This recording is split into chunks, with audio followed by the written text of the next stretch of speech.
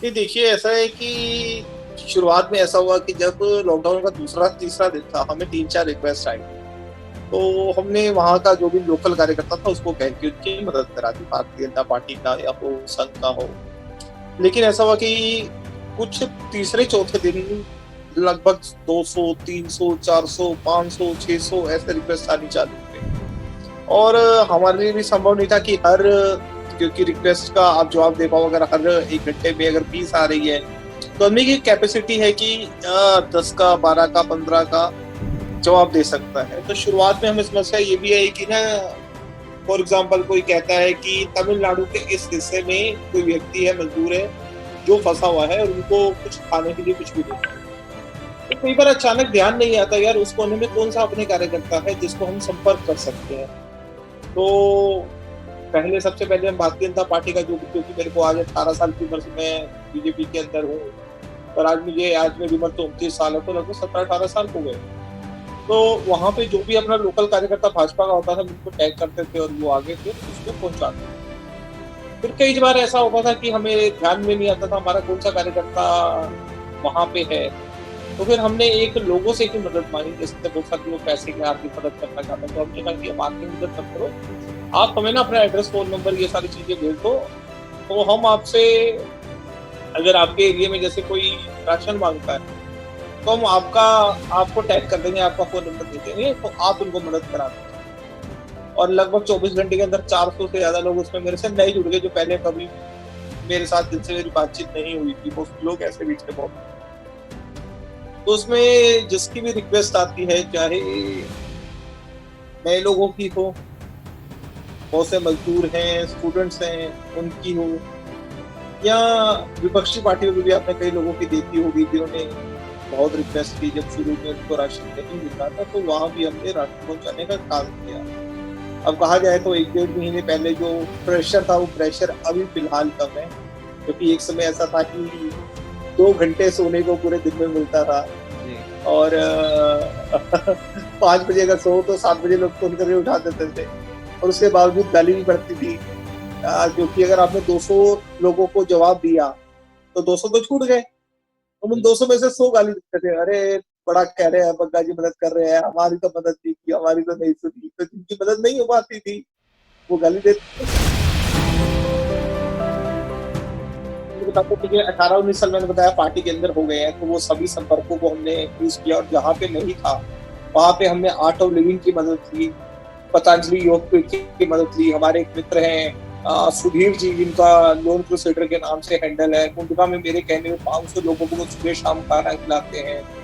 तो ऐसे बहुत से एनजीओज़, ऐसे बहुत से सामाजिक संगठन हैं जिन्होंने बहुत मदद की। आरएसएस का जो सेवा भारती है, बहुत से ऐसे केसेस आए जहाँ हमने उनसे मदद ली, जहाँ हमारा कोई कार्यकर्ता नहीं था।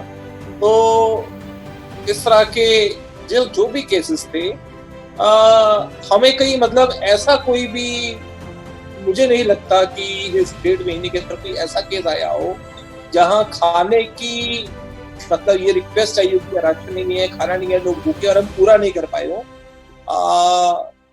चाहे किसी की मदद से, किसी मित्र की मदद से, चाहे नेपाल की भी रिक्वेस्ट आई, तो वहाँ भी हमने राशन पहुँचाने का। ये देखिए ऐसा है, जब तक हमें रिक्वेस्ट आती है 2 परिवार, 4 परिवार, 10 परिवार, 20 परिवार, तो वहाँ तो हम राशन पहुँचा देते हैं अपने जो वहाँ पे कार्यकर्ता होता है, और उनके हम सीधा घर पहुँचाते हैं। तो इसलिए सोशल डिस्टेंस या ना डिस्टेंस वाला कोई सवाल ही पैदा नहीं होता। जी।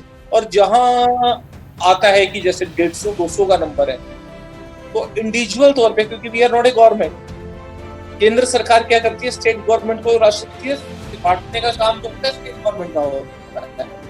तो बहुत सारे स्टेट्स हैं जहाँ हम तो सरकार है नहीं, तो जी। वहाँ पे हम क्या करते हैं, जो भी आस-पास संघ की, जैसे सेवा भारती की पूरे देश में विभाग मदद की चल रही है, कुक फूड बन रहा है, आटा लुई का बन रहा है, पतंजलि का बन रहा है, तो ऐसे संगठनों से मदद करके उनके घर पे या तो कुक फूड पहुँचा देते हैं, या आस-पास जिस स्कूल में बन रहा होता है, वहाँ सोशल डिस्टेंस का ध्यान रखा जाता है, उनकी मदद से वो फूड उनको खिलवाया जाता है।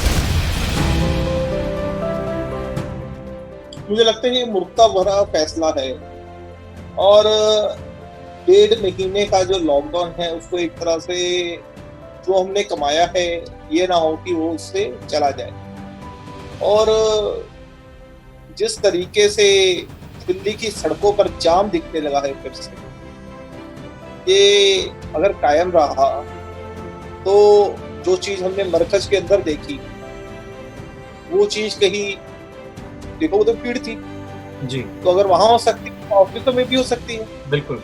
जहां लोग 50 लोग इकट्ठे होंगे। तो जिस तरीके आप दिल्ली की सड़कों पर लोग देख रहे हो, अगर इसी तरीके से जो भीड़ ऑफिस के अंदर, उनमें से कोई एक आदमी भी समझ लो ऑफिस के अंदर कोविड पॉजिटिव होता है तो उस ऑफिस में 50 लोग हो गए। अब वो 50 लोग जिस रास्ते से अपने घर जाएंगे, 10 जगह हाथ लगेगा, तो कितने लोगों को वो प्रभावित कर सकते हैं। मुझे लगता है ये ध्यान में रखते हुए कोई भी फैसला लिया जाना चाहिए था। बाकी वो दिल्ली के मालिक है, तो अगर मुख्यमंत्री होते तो हम कुछ कह सकते थे, लेकिन वो मालिक है तो मालिक से तो हम लड़ नहीं सकते। देखिए, जिसके पास पैसा है वो शराब खरीद रहे हैं, लेकिन बहुत से लोग ऐसे भी हैं जिनके पास 2 टाइम का खाने का भी नहीं है जी। तो दोनों का कंपैरिजन करना गलत है।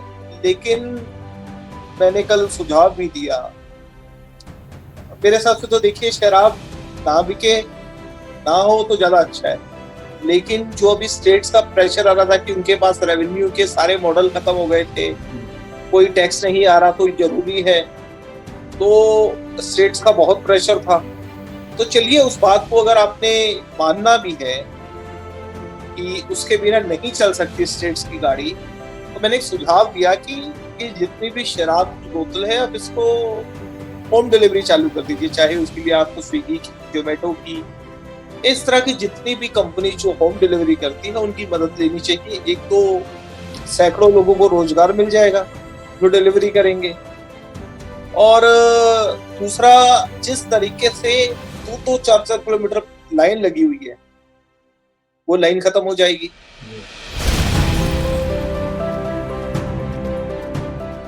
फंड्स कुछ नहीं जी, भगवान करवा देता है। सभी कार्यकर्ता मिलजुल के, सब भाई मिलजुल के कर रहे हैं, और भगवान की दया से आज तक कोई ऐसी कमी नहीं है कि किसी की तक ना पहुंचा पाए हो। सब मिलजुल के कर रहे हैं और अभी तक सब चल रहा है।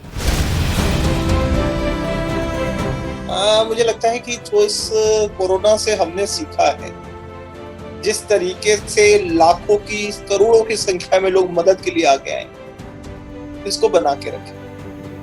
और अगर हर व्यक्ति, हर परिवार ये सोच लेता है कि मैं एक परिवार की जिम्मेदारी उठाता हूं कि इसको मैं भूखा नहीं सोने दूंगा, तो देश में कोई भूखा कभी नहीं सोएगा और ना फिर भूख से कोई मौत।